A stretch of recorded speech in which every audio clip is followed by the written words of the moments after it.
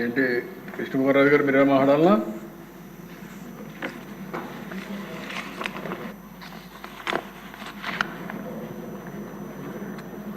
అధ్యక్ష, బీజేపీ సభ్యుడు బ్రీఫ్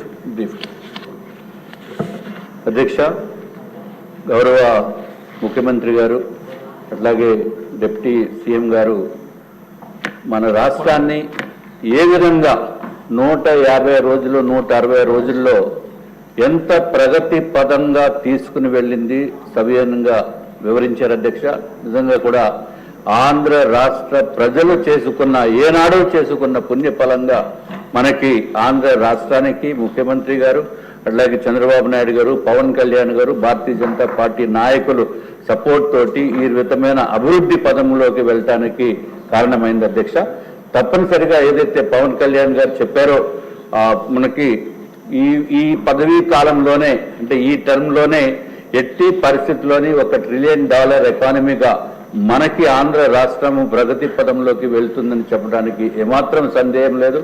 అట్లాగే మేము కూడా మనస్ఫూర్తిగా చంద్రబాబు నాయుడు గారు ఉన్నంత వరకు కూడా ముఖ్యమంత్రిగా ఈ రాష్ట్రాన్ని పరిపాలించాలని చెప్పి మేము కోరుకుంటున్నాం. ఎందుకంటే ఇది చిన్న విషయం కాదు. మనకి ఒక్క ఛాన్స్ అని చెప్పి జగన్మోహన్ రెడ్డి గారు ఎంత డిస్ట్రక్షన్ చేసి మానసికంగా ప్రతి ఒక్కరిని ఇబ్బంది పెట్టి ఆర్థికంగా ఇబ్బంది పెట్టి పెద్దలను చూడకుండా కూడా వాళ్ళు తరపున ఉన్న వెనకాల బ్యాక్గ్రౌండ్ లో రౌడీజం చేసి రకరకాల ఇబ్బందులు పెట్టిన మాత్రం వదలకూడదు అధ్యక్ష. తమరి ద్వారా నేను కోరేది, అంతకుముందు ఎవరైతే ఈ 5 సంవత్సరాల కాలంలో దుర్మార్గంగా ప్రవర్తించారు అంటే ఆఖరికి ముఖ్యమంత్రి గారిని మాజీ ముఖ్యమంత్రి అని చూడకుండా వారి ఇళ్లపైన దాడి చేసిన వ్యక్తుల్ని కూడా మనం ఇంకా పూర్తిగా తగిన న్యాయం చేయలేదు వాళ్ళకని చెప్పి నేను తెలియజేసుకుంటున్నాను అధ్యక్ష. అట్లాగే పవన్ కళ్యాణ్ గారు నేను లాస్ట్ టైం కూడా నేను ప్రస్తావించాను అధ్యక్ష.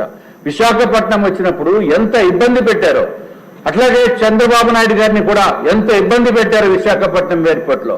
అనిత గారిని అడిగితే అమ్మో నన్ను అది అసలు తలుచుకోని దానికి కూడా నాకు వణుకు వస్తుందని చెప్పిన మన ముఖ్యమంత్రి మన హోంమంత్రి వర్యులు. ఎందుకంటే అంత భయానకమైన పరిస్థితి. నేను ఆ రోజు విశాఖపట్నంలో ఉన్నాను కానీ నేను ఎక్కడ దూరంగా ఉన్నామని నేను వ్యక్తిగతంగా రాలేనటువంటి పరిస్థితి అధ్యక్ష. తప్పనిసరిగా ఏదైతే ఒక పక్కన ప్రగతి పదంలో మనం ముందుకు వెళ్తున్నామో అదే విధంగా అరాచకాన్ని మనము అణచవలసిన బాధ్యత గౌరవ ముఖ్యమంత్రి గారి పైన డిప్యూటీ సీఎం గారి పైన ఉంది అని చెప్పి తెలియజేసుకున్నాం అధ్యక్ష. ఇంకొక నిమిషం అధ్యక్ష, ఎన్నో పాపాలు చేసిన వ్యక్తి, ఎన్నో దారుణమైన అకృత్యాలకు పాల్పడిన వ్యక్తే పాప భీతితోటి పరదాలు వెనకాల దాక్కుని ఉంటారు అధ్యక్ష. ఇప్పుడు నేను మొన్న విజయవాడ వచ్చినప్పుడు ఈ జగన్మోహన్ రెడ్డి గారు ఇల్లు ఎలా ఉంటుందో చూడటానికి రోడ్డు మీద వెళ్ళటం చూశాను అధ్యక్ష. అది ఎట్లా ఉందంటే అధ్యక్ష, నేను ఏదో చైనాలో ఒకసారి గ్రేట్ వాల్ ఆఫ్ చైనా చూశాను అధ్యక్ష. ఆ విధంగా బిల్డప్ చేసుకుని టోటల్ గా మొత్తం బ్యారికేడింగ్ తోటి అది డిఫెన్స్ మినిస్ట్రీలో కూడా మనకి ఇండియా పాకిస్తాన్ వార్ లో కూడా సెన్సిటివ్ ఏరియాస్ లో కూడా అంత కట్టుదిట్టమైన కంచె ఉండదు అధ్యక్ష. ఒక పక్కన అటువంటిది ఉంది.